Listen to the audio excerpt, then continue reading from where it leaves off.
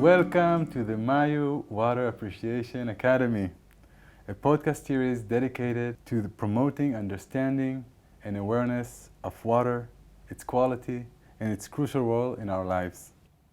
To do so, we invite everyone to partake in an engaging conversation about the invaluable substance to honor and appreciate water as a source of life. Our first guest, Seth Seigel, could not be a better choice. Seth is a dear friend, a serial entrepreneur, a lawyer, a water activist. He has earned critical acclaim for his thought-provoking work on water scarcity and quality. He's an author of two notable New York Times best-selling books, Let There Be Water and Troubled Water. A senior fellow at the University of Wisconsin, Seth has lectured extensively on the water crisis before the Congress, the United Nations, and now here with us. Thank you, Seth, for joining us. Pleasure to be here. Good to see you again. Yes. Seth, since we first met, I was truly inspired by your enthusiastic and dedication to the water issue.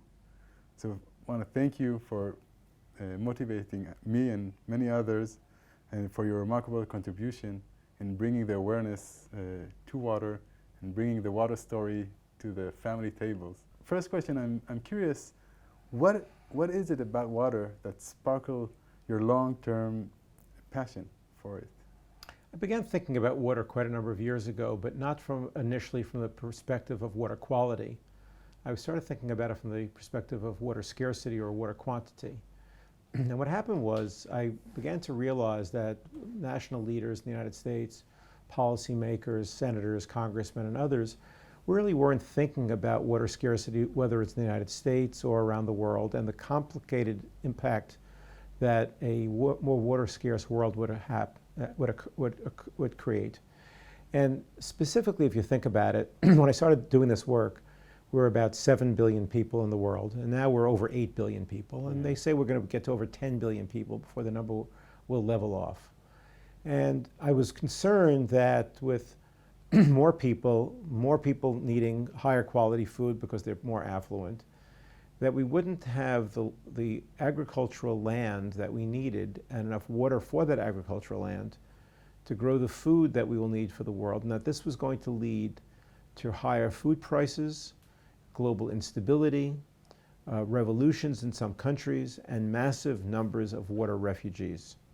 And a degree of population transfers that the world really wasn't ready for. So my thoughts about water really don't begin with water quality, which I know we'll be speaking about today, but really more about water quantity and scarcity. And from there, of course, out of that grew the book, Let There Be Water, but out of there, I also began understanding that one of the reasons for water scarcity is because water quality. People don't trust their water. And the more I learned about how Americans in particular choose not to drink tap water because they don't feel it's safe, I started thinking about what can we do to make drinking water safer and healthier. And that led to me writing my second book, Troubled Water, What's Wrong with What We Drink. And that's sort of what brings me to get to know you and your friends at Mayu. Yeah. Well, I'm happy that you choose that path of water and that connected us. So what's let's tell our kind of listeners, what's in the drinking water that we do not want to know? Well, what's in the drinking water that we don't want to know is the problem, is that we choose not to know it. And I would put it around rephrase the question as, what is the drinking water that we do want to know? And the problem is, first of all, a structural one. In the United States, you would think that there would be just a handful of utilities so that we could regulate our water in an intelligent way. But actually in America, we have over 50,000 separate drinking water utilities in the United States. 50,000? Over 50,000. In Israel, we have one, right? Well, you have one major one, Mekorot, but you also have you have some municipal utilities. There's the Jerusalem utility and there's the Tel Aviv utility and so forth. But certainly there's no way that you have a number that is as insanely large as that we have in America. So I started studying the American structure, and I began to realize that we are almost doomed to have bad water in America because of our the structure by which we govern our water. But then it goes further. It turns out that the way we treat as a way, meaning the way we clean our water, whether in the inbound side for the way we drink it or the outbound side for the way we take care of our sewage, both of those are timed to a very distant time in our distant future in America when we built most of our drinking water facilities and our wastewater facilities. Most of those happened a little more than 100 years ago. Oh, wow. Now, America of more than 100 years ago was a very different place. First of all, nowadays, a very large percentage of Americans take at least one pharmaceutical product, a pill, a day. And many millions, tens of millions, take 5 or more pills a day. And that's not even talking about supplements and other, I'm talking about prescription pills. And the problem we have, among others, not just only this, but among others, is that we take these pills, they do what they can do for us in our bodies, but about 90% of the pill ends up being excreted, either through our sweat or through, when we go to the bathroom. And that excreted matter, again, whether it's sweat or otherwise, ends up getting washed through our showers, our washing machines, and our toilets back into the water supply. And per a law passed in about 50 years ago, we clean the water. We clean the water to a level that was acceptable 50 years ago. And then we put that water back into our drinking water systems, and then people pull it out of lakes and rivers and so forth. But guess what? What we haven't taken out of that water in the cleaning process, what we have not taken out, is all those pharmaceutical residues. So we are all drinking, or nearly all of us, drinking a cocktail of minute quantities of pharmaceutical products in our drinking water. That's first of all. Second of all, is America today versus 100 years ago is a much more industrial society. So we are drinking in lots and lots of chemicals, thousands of chemicals that didn't exist 100 years ago, hadn't been invented 100 years ago, that are now routinely being put into our drinking water. So the way it works is a little bit of chlorine or chlorine-like product is added to our water before it comes out of the tap. And that's the water we drink. And that was a good idea 100 years ago because people were dying of dysentery and cholera and other diseases from waterborne microorganisms. But now what's happening is that, so the microorganisms are out of there, but what's remaining as the water comes out of the tap is the stuff that wasn't cleaned in that other half of the water equation, which is wastewater not being cleaned adequately. So we are drinking all kinds of stuff. So to go back to your question about what is that we don't want to know about, it's all this stuff. But what we don't know is in what quantities they are in, what risk these have to us, what long-term risks they have to us, and for separate parts of the populations, fetuses, newborns, young children, old people, people who are immunocompromised, people going through chemotherapy. We don't know what the long-term health hazard is and the effect of these medications and chemicals are on our body. And so that's why I wrote Troubled Water with the idea of raising awareness with the hope that we would come up with a system for a better, cleaner, healthier water supply for all Americans, and then ultimately for all people around the world. Well, that's truly important. But so there is the biological problem in water, the microorganism is solved. And now the problem is more a chemical problem. In some parts of the world, the biological problem has not been solved, or occasionally you'll hear about a cholera outbreak. And every so often, of course, you'll hear, in America, you'll hear about a boil water alert. And that comes from a whole nother problem, which we can talk about. But a boil water alert is a biological problem. And what it means is that suddenly you have E. coli and other microorganisms in your drinking water, and the boiling of it gets rid of it. But what the boiling does not do, and this is what's absolutely essential for everyone to know, the boiling not only does not get rid of those chemicals and those pharmaceutical residues, actually the opposite, it concentrates them. Exactly. It exacerbates the problem rather than solving the problem. And the EPA Act, I mean, they don't ban these chemicals out of the water? So there are more than 100,000, actually about 130,000 chemicals that are currently, chemicals and pharmaceutical products that are currently in commerce in the United States. And I do a lot of, as you mentioned in your introduction, I do a huge amount of public speaking to audiences all over America, all over the world. And whether it's about water scarcity, about water quality. And what people simply have no idea of is that in the US, the number of chemicals that are regulated by the EPA is about 100.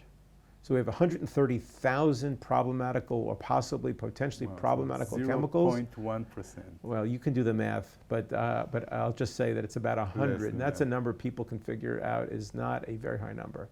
And of that 100 chemicals that are regulated, some are really very toxic and very dangerous, but we don't know what else is out there in the water supply. Now, let me add one other thing to this, that with the exception of the PFAS chemicals, which are just still now just beginning to be regulated, the last time any chemical was regulated in the United States was more than 20 years ago. So you have a double whammy. You have a very large number, and the number of chemicals grows every year. There's new pharmaceutical products, there's new chemicals that are invented every year, new plastics that are invented every year. And all of that is getting into our drinking water. And the EPA, you would think, would be regulating on a regular basis, but they take they're very careful, they're very studious.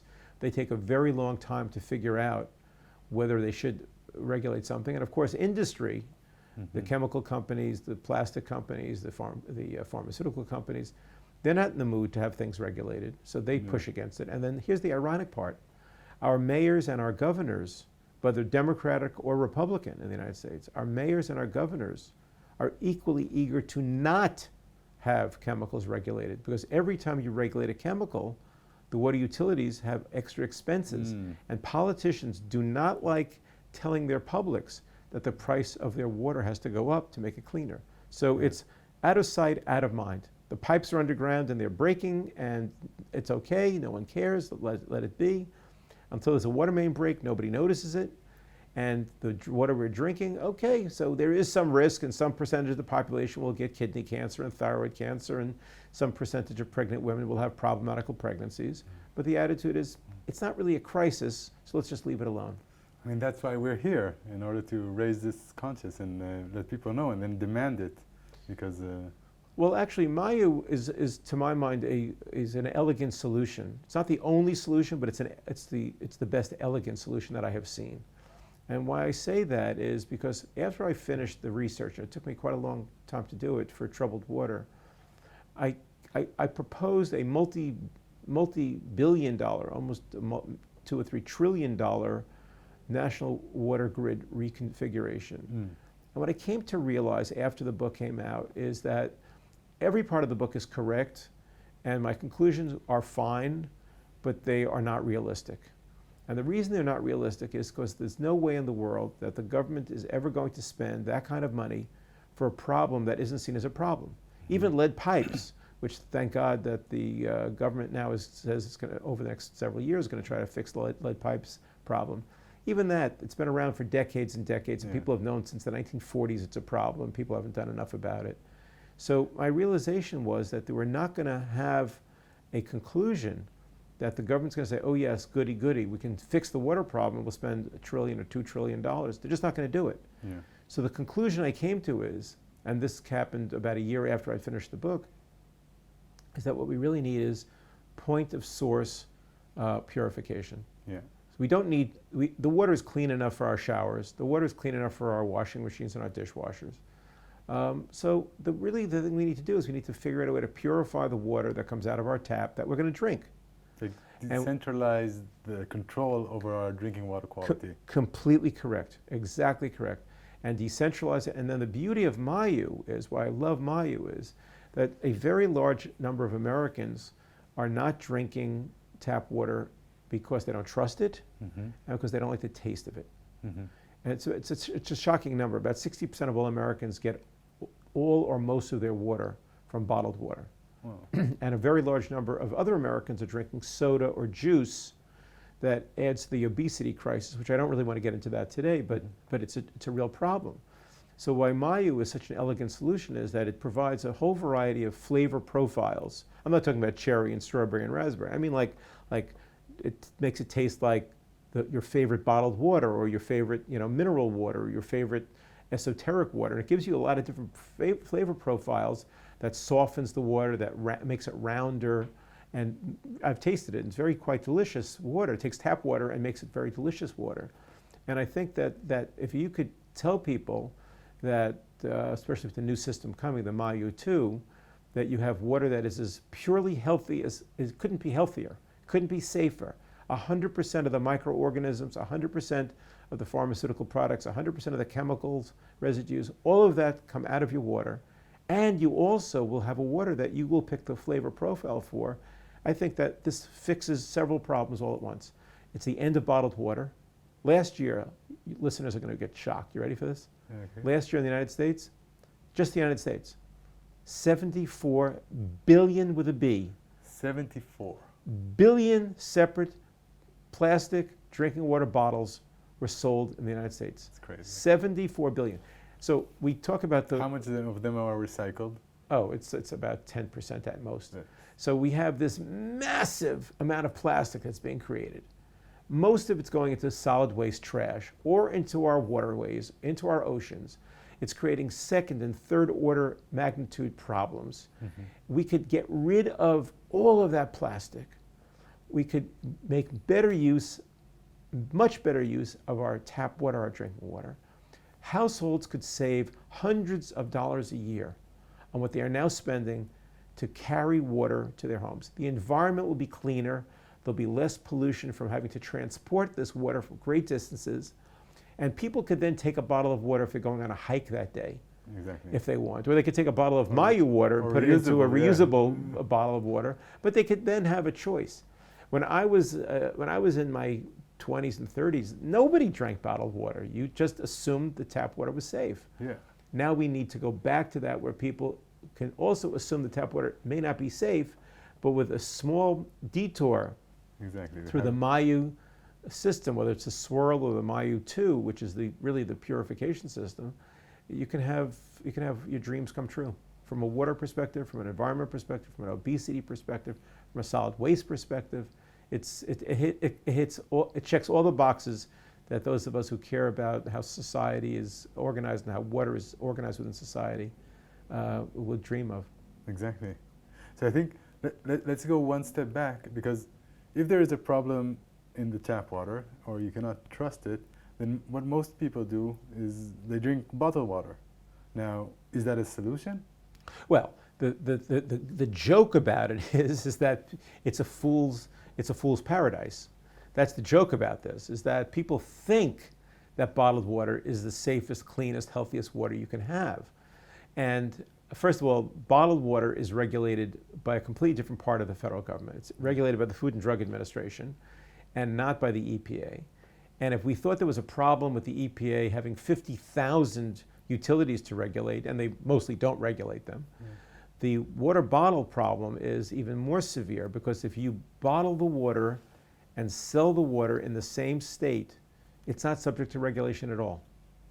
So if I have a hose in my backyard and I buy a bunch of bottles, plastic bottles, I can fill them with no regulation and cap them and sell them within my state or my local gas station or my local 7-Eleven or grocery store, and there is no regulation at all. And the rest of the bottled water that is interstate, it's all self-regulated. Now, it turns out that there's fewer instances of health hazards, dramatic health hazards that get you into the emergency room from bottled water. But here's the problem with bottled water.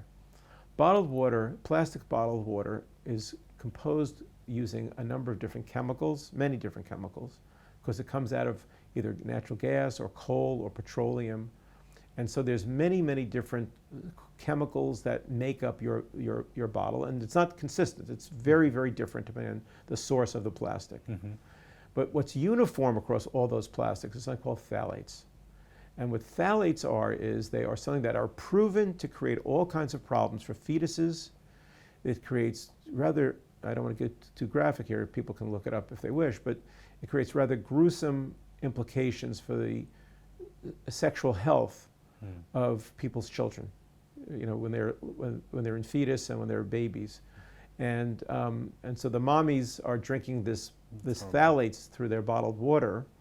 And now the problem is phthalates, if you have a plastic bottle that you, let's say, leave in your car when you go to the beach on a hot summer day, and you come back and you drink the water, it's kind of like warmish, you can be pretty sure that the phthalates have been released. Now, Okay, so you could say, fine, I'm not going to do it. I'll take it from the supermarket or from wherever I buy my water. I'm going to keep it in the refrigerator. I'm never going to ever have it warm. Okay, but how do you know? How do you know that from the time it was bottled to the time you bought it, that it wasn't kept in a hot warehouse? How do you know? Because warehouses are usually not air conditioned. No, and the bottle can stay up to a year in the bottle before it's sold. Oh, for sure, or longer. And I mean, I remember before I started doing this research and started learning about this, I remember, because I did buy bottled water, how excited I would be in the summer. I'd pull up to my gas station. There'd be, it's called a dealer loader, these huge displays of bottled water sitting outside in 90-degree temperatures for days on end. And they'd be like a little cheaper than what you buy in the supermarket. And I'd buy a pack of 24, 36 bottles of water, put it in the trunk of the car where it'd get even hotter, drive it home, bring it in the house, and then I would cool it. So that's it's certainly, I would bet most of your listeners could identify with something similar to that practice, because most of us do something like that. Yeah. Now, that water was almost surely contaminated by the heat transfer from the environment to the plastic into the water itself. And that's the hazard. Now, you might ask the question, well, why aren't we finding like people dying in the streets or people being born with 4 eyes and 6 ears? And the answer is because these types of things are slower moving. It's not like cholera. It's not like dysentery where you get sick and you die within 36 hours. Exactly. Here what's going on is it's a slow transformation of your structural DNA. So what we don't know is, am I going to get sick at my age of 40 or 60? Am I going to have sexual dysfunction problems because of this? Am I going to have problem pregnancies? Am I going to have problems getting pregnant? And we don't know to tie this back to the drinking water and the bottled water. Now, and this is why when people think that bottled water is the safer water, it's could be on some levels, but not necessarily. So, I mean, what you're saying is the problem is not in a one-time drinking, but it's the habit of drinking. That's right. These are called bioaccumulative chemicals. And so that bioaccumulative chemicals are such that they gain velocity and they gain volume in your body. Yeah. And over time, they have an ever more deleterious effect on you. Small dosage of these chemicals are building up throughout the year that you're drinking, if this is your habit of drinking bottled water. It's in chemistry, it's called microdosing. So that if you were to have a microdose of, I mean, at a low enough level, everyone knows fentanyl is fatal. Yeah. At a low enough level, you can have a tiniest amount of fentanyl, and it won't make you sick. At a higher level, it'll make you sick. At a yet slightly higher level, we're talking about very tiny quantities. At a slightly higher level of fentanyl, it will kill you. And when you have a bioaccumulative chemical like arsenic or other things that actually you'd think arsenic, well, I'm not going to drink arsenic. Well, wrong. If you live in certain parts of the United States, I guarantee you that there's arsenic in your water, in minute quantities. But it accumulates over time, and it has an effect on all kinds of parts of your IQ, of your ability to function, of your dental health, of your mental health. I didn't mean to rhyme with that, but they happen to be both correct. And so over time, you really need to be mindful of the fact that your drinking water is not going to kill you today, but it could affect the quality of your life over time. Yeah. So, and when we talk about reusable plastic bottle, I mean, is the case the same with them? So the case with the reusable plastic bottles is, I personally, we all have to make compromises to live in the world. Otherwise, you're going to go crazy, lock yourself in your bedroom, and you never come out. But the dream scenario is to only drink water that is contacted with glass, because it's an absolutely stable and totally inert medium. Now, the problem with reusable bottled waters is that, and this is an example of sort of sleight of hand by industry. Most sophisticated listeners may be aware of something called BPA. So what happened was it took forever. It took many, many, many years to alert the public to the fact that BPA is a hazardous chemical. And it was used in sippy cups for babies. It was used in pacifiers. It was used it's a plastic liner for food cans and so forth. Mm-hmm. And so BPA finally ends up getting not banned by the federal government. But from the consumer. It gets banned by state governments, Mm. some activist state governments. And so the manufacturers of these different products, the reusable water bottles, the sippy cups, the pacifiers, and so forth, what they say is, oh, okay, so the public doesn't want things with BPA. It's like saying, oh, the public doesn't want things that are blue, so we'll make it red or green or purple. But the reality is that what they do is they go back to the laboratory. They say, well, BPA, we use BPA because BPA is a really good chemical. It has really good effects. It doesn't change the flavor profile of the water, and it protects the inner casing of the reusable water bottle so it doesn't rust or rot. And so it has some really good effects, but they're not thinking about the health effect. Exactly. So what they do is they go back into the laboratory, not the bottle manufacturers, but the chemical companies. They go back into the laboratory. They tinker with the formula, so they change the molecular structure. So they go from BPA, they come up with another name for it. BPF. Yeah, and they do. Yeah. And so then the marketers put a sticker on all these reusable water bottles, BPA free. Hallelujah, great. What else is in there? Don't tell me what isn't in there. Exactly. So that's the problem about this. And so my dream scenario, and again, I know we're here to talk a little bit about Mayu today, but it's why it brings me back to Mayu, because Mayu is stored, you take it out of the tap, you purify it, you aerate it, you oxygenate it, you add the mineral flavors that you'd like to have, and you then keep it in glass. Exactly. And keeping it in glass is the best way. And I want to add one other thing, by the way. There are some water companies, bottled water companies, I should say, that are very, very clever. They know that consumers want glass because they think that glass is healthier. But a very significant percentage of the glass bottles that you are buying, like when you go to a restaurant, frequently that the glass bottle you have, it is manufactured with an interior plastic seal. Really? Yes, it keeps the bottle from leaking or cracking as much, makes it more secure, and it keeps the same thing. It keeps the water flavor in a certain profile. So many of the glass bottles that you buy of water, which also create an environmental problem because they're heavier and they're more costly to ship, but it has a status to it. So frequently the interior of the glass bottle is coated with a plastic residue. Now again, and the Mayu carafe is just pure glass, and therefore again it's a reason why when I can opt for something that I know is purely healthy, I am going to default to that if I possibly can. It's like the choice between, if I can, buying organic carrots and organic strawberries versus buying the off-the-shelf kind. It doesn't mean the other kind's going to kill me today, but the accumulated pesticides I would prefer not to have in my system. Exactly. If I have the choice of having it, I'll prefer not to have it. Exactly. Yeah, I mean, that's also why we're here to talk about water and less about Mayu, but that's also why we designed our carry-on bottles also completely out of glass that is completely lead-free, and even like there's no plastic touching the water when it's inside. So. I didn't know that, but it doesn't surprise me. I know that there's a certain ethos and culture in the company about all this. So so either you're all paranoid or you're all just really good pro-health people. I don't know which, but whatever it is, it's good for the public. We like our water. That's. So I mean, we talked about plastic and the leaching of chemicals out of plastic, but I know there's another subject that's microplastic. Yes. Many of the listeners probably want to know, because we already know that there's microplastic everywhere, but what's the effect on our water and what's the effect on our health? So at best, it's neutral. At best, it's neutral. It can't be like, oh wow, mommy, can I have another spoon of that microplastics? I want to run faster in the soccer game. You know, it's not like that. Yeah. So the thought is that at a minimum, it's neutral, but it's probably not. It's probably, or certainly highly possibly, not neutral. Yeah.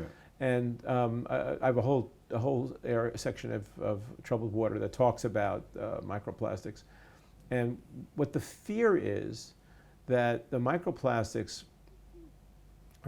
are serving as a medium, as a place to reside for all kinds of esoteric bacteria and other bad guys, other chemicals and actually microorganisms. And we don't know for sure the long-term consequences of that either. And so this microplastics, it's a new frontier, because we used to think microplastics were just a matter of things in the ocean. Yeah. And yes, it's true that we are then eating fish that have microplastics, but that's really not the biggest threat about eating fish. It's all the chemicals. We spoke much earlier about wastewater treatment. That wastewater gets transferred to the water, and there's a terrifically interesting experiment done by a very smart professor at University of Buffalo. And what she did was she got a federal grant from the US government to test the organs, muscles, and brains of fish in all 5 of the Great Lakes. And she found, to her amazement, that more than half of them, regardless of species, regardless of which of the lakes, that more than half of them had psychiatric medicines in their muscles and organs and brains. And the psychiatric medicines... That's fishy. It's fishy, yes. We try to stay away from puns when we're talking about serious subjects, but thank you for bringing our level down. But it is fishy. But it's not fishy because it's scientifically proven. Yeah. But more than half of the fish had these psychiatric, like Zoloft and Celexa and other, 14 different brands and unknown brands, just generic brands of psychiatric medicines for depression, for bipolar disorder, for anxiety, and so forth, were found. Now, there's only one way that could get into the fish, and that is because the wastewater treatment plants, as I said earlier, are not taking out. They're taking out the really bad stuff. They're taking out the things that are active in your poop and your pee. They are taking out those things, but they're not taking out the microchemicals that are going in. So if the fish are imbibing it, we are also getting our water from our local waterways, whether it's lakes or rivers, and so therefore reservoirs, and so therefore we can be pretty sure that in the same way that the fish are taking it in microdoses, and by the way, people always ask me, well, are the fish less depressed? And it's a fun question, but it's a sad question, because what they've discovered is the fish are acting in a very odd way sometimes. Fertility rates of fish have dropped very significantly in many parts of the world. The sexual orientation of the fish have changed very significantly. So male fish, born male, start to develop female characteristics, including developing eggs. Their interest in mating drops very significantly. And so this is very frightening to a lot of scientists who wonder about the long-term biological health of humans from something similar. But back to where we were going is that these microplastics, we don't know exactly what the impact is, but we are pretty sure that it's not a plus, and at best, as I said, it's just not great for your health that you have these little pieces of plastic running around in your body. So, I mean, we know about microplastic for a few years. Why isn't there more scientific research about it? Well, there is scientific research that's growing. The problem is that much of the money that's being spent on microplastics is spent on ocean microplastics, because it really is horrible. There's just an incomprehensibly large amount of tonnage of plastic that is dumped into the ocean, and whether it dissolves in the ocean to microplastic or whether it comes back to us via the fish that we eat, are two separate things. But it's really a destruction of the natural order. Fish get sick from this. Sometimes it blocks their ability to digest food. It creates fish kills sometimes. So, but there's ever increasing amounts of research. But it's a recent phenomenon that to study fresh water, not seawater, fresh water. And what we're discovering everywhere is they did a study of all the beer that was brewed from water that was taken from a variety of different media, major lakes and rivers and so forth. And in every single beer sample, every single one, they found microplastics. Wow. So we think that water is pure and clean and such, and sadly it's not. Okay, so let's talk, we're talking about water quality. Yes. So what are the parameters, in your perspective, to test water quality? I mean, what is quality water? Well, look, for me, it's water that's not going to get me or my children or my grandchildren, born or unborn, in any way to have their health profile altered. But there's also another implication of this, which is people's trust in their society.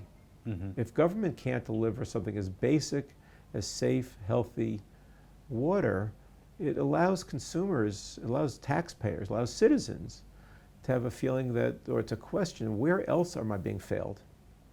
And so I believe that every single person of that 60% of Americans who are using bottled water in their kitchens when they could just go over to the tap and turn on the tap, that those people are likely to also, likely and logically, to lose confidence in society's ability to deliver basic goods and services for them and to make them opt into society rather than opting out of society.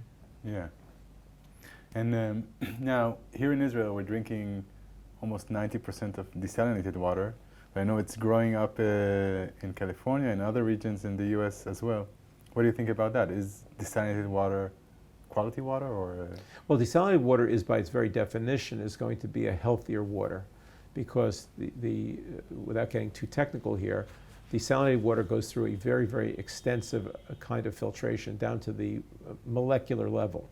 Mm-hmm. And so it's exactly the kind of, to use that word I used before, water treatment, water cleaning process that provides you with water that is as clean can be. Now, even there, however, it's transported through pipes.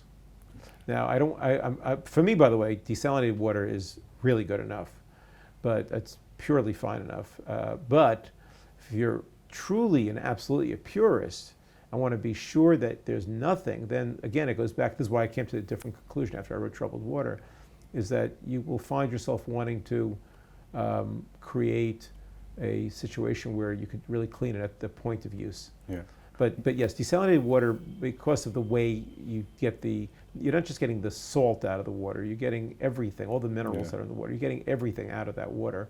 And then in fact, it's so pure that at least in Israel, they have to crush limestone, add it back in, because it's so pure that it'd be so acidic that it would burn through all the pipes that it's being transported with. And then sometimes they add magnesium or other chemicals to reinstate some of the minerals that have been taken out of the water. But I mean, I know that in Israel they don't add magnesium or other, Right. because only about 0.5% of the water that they create is for drinking. Right. Like 98 or 99.5 is for the dishwasher and showering.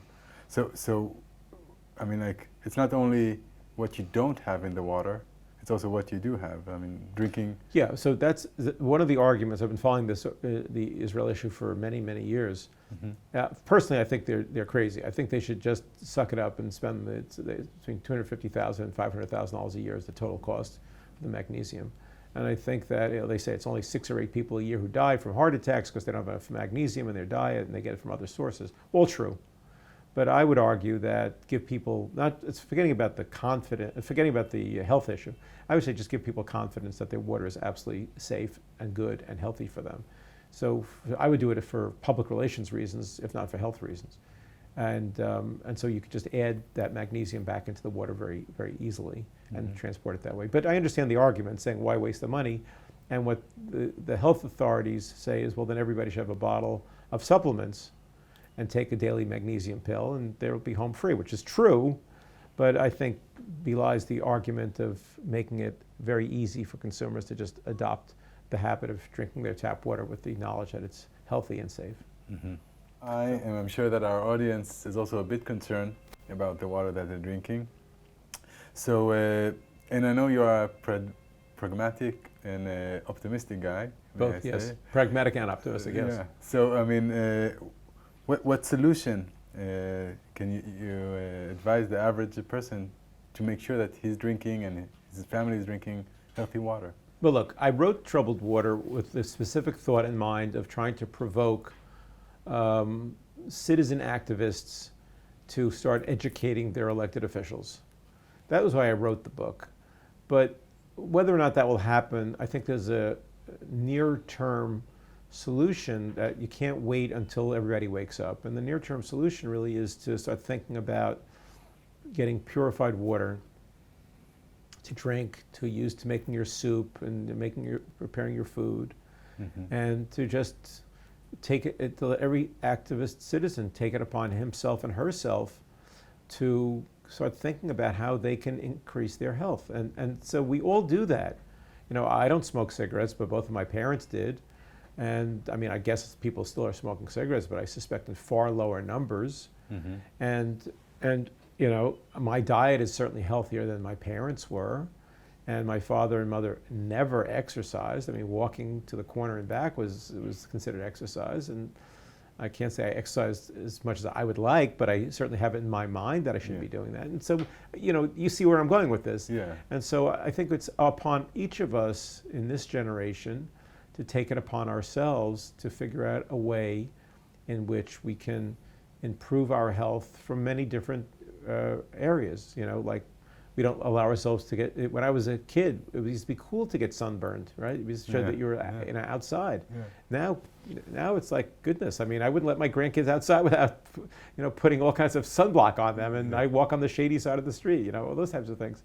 So, and I think the same thing is true for our water. Now that we have choices that are relatively inexpensive, that are technologically profound, why not do it? I mean, if you can afford it, do it. And some people use like Brita filters, and that's certainly not a complete solution, but it's a partial solution. I don't think it affects the flavor profile, and I don't think I know for a fact it doesn't get rid of all of the problems, but you know, a little bit better is always better. Yeah. So I would argue, do what you can do. Yeah, I mean, people want to live longer. They know that if they change their habit, they can. So that's why. Can I actually make that a little bit different? Yeah. It's true that people want to live longer. That's true, of course. I think that's always been true. Yeah. I think what people have the opportunity to do now is not just to live longer, but to live longer and healthier and more active and more productive. And that's the thing. I mean, I'm not a kid anymore, but I'm pretty high energy and pretty high productivity, and I like that. I mean, I wish I were younger, but since I'm not, I like the fact that I can do what I'm doing, and I hope that I can keep doing it until close to the last days. Yeah.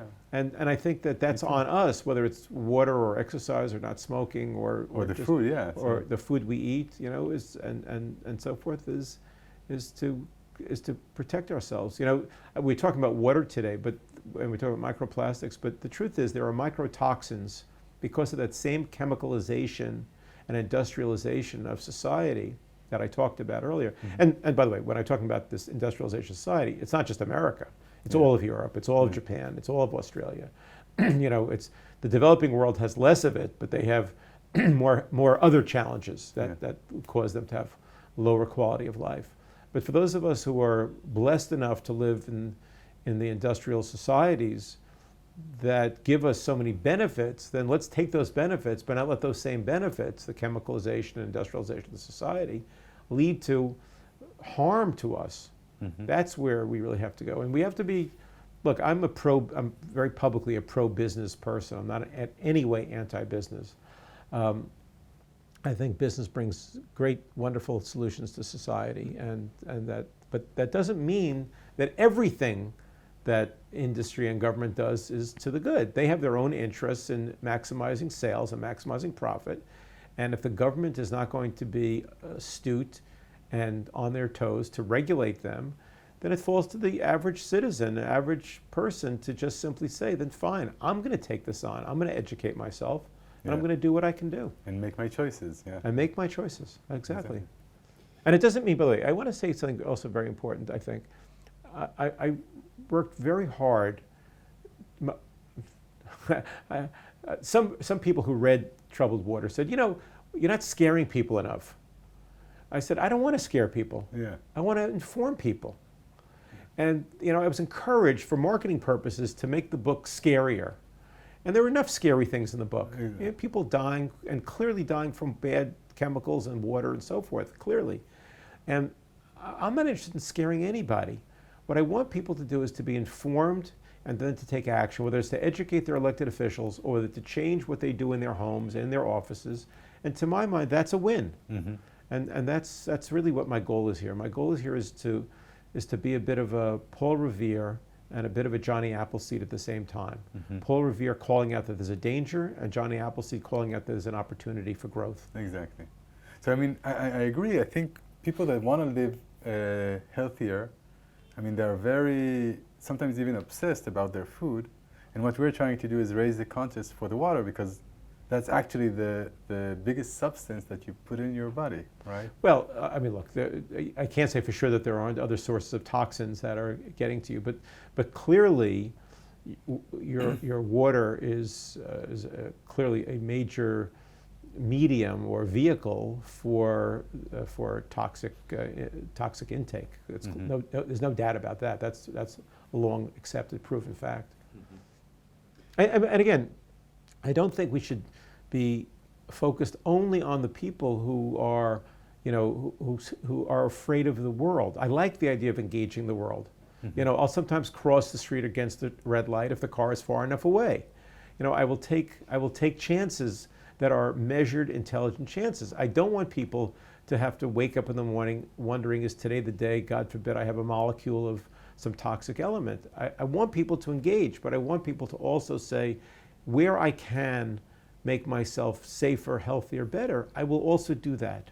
Exactly. Yeah, and also be informed. I mean, it's different to see if the car is far away or not to see the problem and just... Yes. So at Mayu, we advise our customers and people to purify the water by reverse osmosis or thermal distillation, and then aerate it in the swirl, and then add essential minerals to the water back, so they have all the blend of minerals and microelements as can be found in natural springs. Do you think this is a valid solution for trustworthy water? Well, sure. I mean, very much so. Yeah, I've been aware of Mayu now for a year or so, and I like the flavor profile of the swirl. I like the idea of the swirl, which is your first product. I think it's beautiful to put the carafe on the table, and it sort of amazes dinner guests and friends, and even keeps, when I eat alone, it keeps me kind of engaged and amazed, and just enjoy looking at it. So just aesthetically, there's a wonderful thing to it. And it's shaped beautifully, and it evokes sort of like Mother Earth in some way. I don't know, there's something very, very feminine and lovely about it. I don't know exactly how to describe it, but just the whole process is really, very nice. And it's very easy to use. But what I'm really excited about, what I'm most excited about Mayu is what you have over the horizon coming, which you've described to me, and which is the new generation where you can have that thermal distillation or reverse osmosis, so the water is going to be as clean can be, and that's really good news. Yeah. I'm planning on buying one for myself the first day, and I'll tell you, I got a long list of people I want to buy it for. It's starting with beloved family members and dearest friends. Yeah, I appreciate that. So I mean, this also, as you said, on the table, it kind of pulls the attention and or kind of bring the conversation to water, because usually, most of the people take water for granted. Yes. I mean, the wine or the whiskey is the king of the dinner. But I never thought of that before, but I like that as a concept very much. Yeah, I never thought of that. As a water person, people sort of are dragged, sometimes happily, sometimes reluctantly, into water conversation because, damn, I'm not letting them leave without it. But yeah, if you're not as annoying water person like I am, I think it's a nice way of forming a conversation about health, and being proactive about your health, but also about water. It's maybe it's a better tool than one of my books. I like it. I think we're both doing the same about bringing water to the table, kind of family table conversation in a way. I like that a lot. I've never thought of that before, but I'll certainly try to evoke that in the future. I like that a lot. Who is your favorite water hero? Wow, that's a tough question. Well, in my first book, Let There Be Water, I write at great length about a remarkable man who was totally forgotten to history, a man named Simcha Blas. I was walking here in Tel Aviv the other day. With this podcast is being taped in Tel Aviv. I don't know if your listeners know that. I'm here on a visit. And I was walking out, I found this tiny, tiny street called Simcha Blas Street. And I thought, this guy should have a whole boulevard named for him. I mean, what he did for this country is unbelievable. What he did for the world is unbelievable. But he was, to some degree, the man who was the originator of nearly every great water innovation that has made Israel great. And I'll tell the story in some detail in Let There Be Water, and I won't go into it here, but he was really a great figure. I've likened him in a way to Leonardo da Vinci as somebody who, long before the technologies were possible, he was, because of material science or otherwise, he was already thinking about solutions to water issues. And in doing my research, I traveled out to Stanford University, where his papers are. I don't know why Stanford got them. He's an Israeli, but Stanford has all the Simcha Blas papers. And it's really very exciting to see, starting in the 1930s, this guy was a complete visionary about how society we organized. So drip irrigation was invented by him, and he was the guy who started thinking about how to reuse sewage for water. He was the guy behind the massive water infrastructure project, the National Water Carrier of Israel, and many, many other things. Yeah. So he certainly would be. But can I tell you, if I can answer the question, if I could have the chance to answer the question differently right now? Yes. I would like to say that the extraordinary thing about the water industry is that it's mostly filled with unsung heroes. Really? You know, in politics, in the army, in war, in sports, in culture, the heroes are pretty clear who they are. In the water industry, there are so many wonderful people, and I've been so joyful that I've had a chance to meet probably thousands of them, certainly many hundreds of them, but probably in the thousands of them over the course of the research and writing and public speaking that I do. I mean, I've spoken to many water utilities and many water companies, and I've met people just come to general audiences, hundreds, thousands, I suspect, as I say, of water engineers and water administrators, and all over the world. And these are people who are not expecting to have a statue built for them. They're not expecting to have, you know, some teenager having a poster of their face on their wall. But nonetheless, it's really very exciting to think about the fact that these water engineers and these water scientists have so completely changed our lives, and they labor in anonymity for our benefit. Yeah. And it's exciting to think that the degree to which they are heroes of our societies, but we take them so for granted that we know none of their names, and we don't really even know, unless you research it, you really don't even know how they do what they do. Yeah. So if I could answer it by saying that my heroes are the heroes that nobody knows, including me, they're the greatest heroes of all. Yeah, yeah. I think there is something about water that we take for granted, yeah? Water itself and the heroes that brought it to us, like just open the tap and it's there, or just... I'm a collector of quotations. I have a book of quotations called Other People's Words that I love very much. It's a lifelong hobby of mine. I started collecting it when I was in high school. Oh, wow. And I started categorizing it when I was in college, and I kept collecting until I had many, many, many thousands of quotations, mostly from reading, but from other sources too. And my publisher knew about my collection. They asked me if I could reorganize it. So I organized it into 220 subcategories under 11 master categories for ways in which people could think about the world and their lives. And there's a couple of quotes in there about water, of course, because I've been involved with water readings for so many years.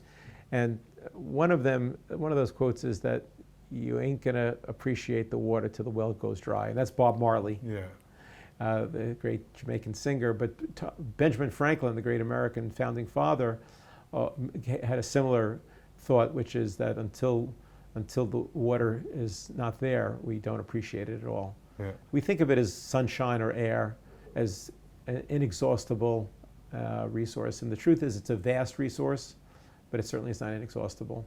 Yeah. And if we don't treat it with respect, whether in terms of quantity or quality, like all things with Mother Nature, it'll come back to bite us. Yeah, yeah, definitely.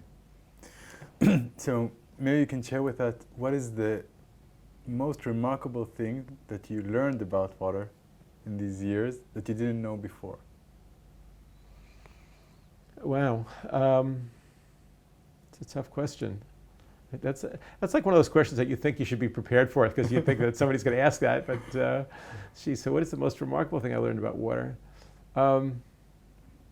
I think the most remarkable thing I learned about water is the peril that we can be in. Actually, now I have the answer. I interviewed a U.S. government scientist who let me interview him on the record and then off the record. Mm-hmm. And because he wanted it to be off the record, I'll only slightly hint at some of the stuff he shared with me. Mm-hmm. There's a very respected scientist, and unquestionably, there is peril in our water, unquestionably. And the question that he raised with me, and this was the off-the-record part, so I'll just sort of hint at what he talked about. The peril is what is the long-term consequence to humanity. Mm. Like, for example, this is not a guess, this is a known fact, that human male sperm counts Mm-hmm. have dropped by about 50% Yeah. since 1970. So That's in a crazy. 50-year period. So we're a species of more than 100,000 years, and sperm production has been fairly constant. Mm-hmm. And then sometime around 1970, we start to drop the amount of sperm that we have, which has, and accelerating. And we have all kinds of very curious questions as to what the implications of that are going to be Mm. for human vitality. Yeah. You know, we certainly, all of us know of couples that are eager to have children that for some reason or other can't have kids. Now, maybe that was always the case. I mean, back to the time of the Bible, we have miracle stories of people having babies that couldn't conceive. So clearly, conception has always been an issue. But it seems that maybe it's a little bit harder now, and maybe that's a consequence of this. And this scientist expressed very grave concerns about the long-term civilizational effect of the chemicalization of our water, Mm-hmm. and the microdosing of pharmaceuticals in our water, Mm-hmm. and the effect it's going to have on reproductive health and societies at large. So I think that would be the most amazing and shocking and scary thing that I learned. And I've done, by the way, just so you should know, I've done, the number sounds almost impossible to believe, but it's true. I've done nearly 800 actual sit-down interviews Wow. for my different books and articles. That has led to, I don't have a PhD in water, but I've spent many years reading hundreds, if not thousands, of important articles and monographs and books, and I've done about 800 interviews with people who have spent their lives in the world of water, Mm-hmm. or related fields. And so when I meet a guy like this, who's somebody who's, for every reason, very respectable and very important, and he shares these fears with me, Mm-hmm. I have to admit, I was quite shaken by it, and I remain shaken many years later after that Yeah. conversation. Yeah. I can. And because I'm preserving the part that he asked me not to share, let me just tell you, there's even scarier stuff that he told me I couldn't share because, as he said, it's not scientifically proven, it's just his hunch. So I said, Wow. oh, okay, good. I won't share it. I won't put it in the book. I won't tell anybody. But oops, I'm scared now. You really got me now. Oh no. So I'm sorry to Okay. tease No, you by no. saying it's even worse. Thank but you sorry, for I not can't tell you. Sorry. Is there a question that you wished I asked that I didn't ask? Oh God, didn't you ask every question that could possibly be asked by now? No, I couldn't think about that. I could turn it back on you. I could ask you the question to ask you is what got you excited about getting involved in water? You had an interesting career as an inventor and as an entrepreneur, and Yeah. and somehow or other you came to nest and spend years of your life now thinking about water purification. And why that for you? Yeah, I think for me, it's two things. It's what brought me in, because I was drinking water all my life, yeah? But suddenly something happened and I started to notice it. And what kept me in are two different things. I mean, what brought me in is when my first daughter was born, 9 years ago. And I didn't know if I have to boil or filter the water. I mean, like, which water will be the first water I give her. So I don't know if you remember how it was when you're first child, but it's always something new, yeah? Everything is the first time. And I was concerned. And so I started reading, and the more I read, the more I felt the subject of water, there's so much debate in the scientific community, and what is good water? Yeah, I couldn't just Google and get a simple answer. What is good water for my children? And that kind of got me investigating more and more. And the more I asked my friends and people around, I knew that really nobody knew what they have in the tap, or is it good, is it bad? Why do they need to boil the water if there is chlorine in? I mean, and that's where I met Shai, my partner and a co-founder of Mayu, and we start really digging into it. But what kept me in is really the understanding that water is the base of life. I mean, it's what makes this blue planet so special, yeah? I mean, all living creatures are connected through the water, so everything that we do is not only affecting us, but it's really affecting life. And life as we know it could not happen without water. So in a way, this is what we are mostly made of. This is what all the beauty that we see around us have its water in so many different forms. And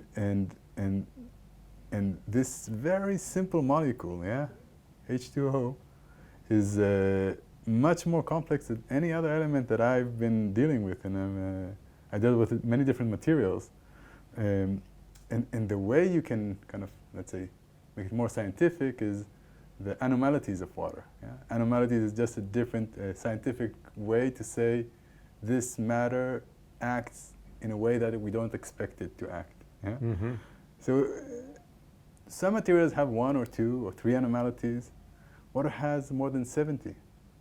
And each one of these anomalies, if it wasn't like that, then life as we know it could not happen. And that really struck me. I mean, like, this is kind of more than a material. It's really an element. It's something that we overlooked, I overlooked, for many years. I've drinking it and peeing it in a way. This is exactly the consciousness raising that I dreamed of when I started working in this field. And by the way, just for the sake of your listeners, your partner and co-founder Shai is a greatly inspiring personality. And I know she designs all the products here, and she's an extraordinarily inspiring person with her passion, which she shares with you, the passion she has for this, and her sense of great aesthetics that she brings to this. So it's not just a laboratory experiment where you have to look at something ugly on your table and you're distilling water. She brings the great grace and elegance that she has in her own life into this product as well. And both of you, if I may say, as somebody who cares a lot about the subject, I wish you both great success, not just with the product, but with the two of you having a much larger platform on which to speak to society about why and how this is so special. Thank you. So thank you very much for taking the time to ask me some questions, and I wish you great success. Great. Last, if you want a final note to our listeners, something you want to say to them? Well, I think the last thing I'll say is we talk about water quality today, but I think that we can't close our eyes to the very real problems, largely caused by climate change, to water scarcity. Mm-hmm. And water scarcity, which got me into the equation, as I said at the start of this conversation, is accelerating. Mm-hmm. In the rich countries like America, we'll figure out a way to buy our way out of the problem, whether it's by putting in better technologies in the Southwest of the United States, whether it's by importing more food so we don't have to use up so much water for agriculture. Mm-hmm. But the fears that I had about water refugees and the disruption to societies, I still see us on a collision course. It's like the crash test dummies videos where cars going at 65 miles an hour into a brick wall, and please somebody apply the brakes. Please somebody jump in here. Mm-hmm. What's going to happen in Pakistan, which is a large country, Mm-hmm. which does not have adequate sources of water anymore. What's going to happen in China and in India, what's going to happen in large parts of sub-Saharan Africa is really something very fearful. I can't even express the degree to which I worry about the implications of a world in distress Now, it's not going to be Mad Max. We're going to be fighting over a single drop of water. Again, water is still a vast commodity, but the way that we are not thinking better about the mismatch between where people are, where they need the water for their food and their lifestyle and their sanitation, and their daily, things like cooking and so forth, is something that I fear very much about. Yes, I fear about the water quality and know that we need to do better making it healthier, safer for us. But I think we have to keep our eye on the other part of the water equation, which is what are we doing technologically? How are we using our soft power as Americans? How are we using our foreign aid to demand changes in the way water is utilized? All of that, I think, is very important. It's two sides of the same coin. Yeah. But it's something that people who think, oh, it's just over there, it doesn't bother me. No, it's not true. You can say, oh, the water over there is not pure, and therefore I don't really care. But you're not thinking about the fact that the food that's grown, the spices that are grown, that are transported over here, that are embedded with that water, or even if it's true that I don't really care about the water over there because it doesn't affect me, even if it's true, it will affect you when they don't have water. When they don't have enough water, and there's disruptions around the world. That is going to be everybody's problem. Yeah, agree. I think in a way, it's not the scarcity; it's the way we use our water that is very. But I want to end. But if I can end, because you said once in the interview that I'm both optimistic and pragmatic. So where's the optimism or the pragmatism? I am both of those, and let me tell you why I believe this. I believe this because there's not a single water problem we have in the world that can't be solved if you will have smart governance, if you'll have significant amounts of affordable technology at use, if you will make use of market forces so that will incentivize people to act in a respectable and smart way towards their water supply. And you can have a very, very happy future, both in terms of water quality and very much so in terms of water quantity. And that's the world that I am working hard and aspire to create the best possible outcomes. I am very optimistic that it can happen, but I'm also pragmatic that it can't happen unless we raise awareness and push people to get to those changes. Exactly. Let's drink for that. Well, Hi.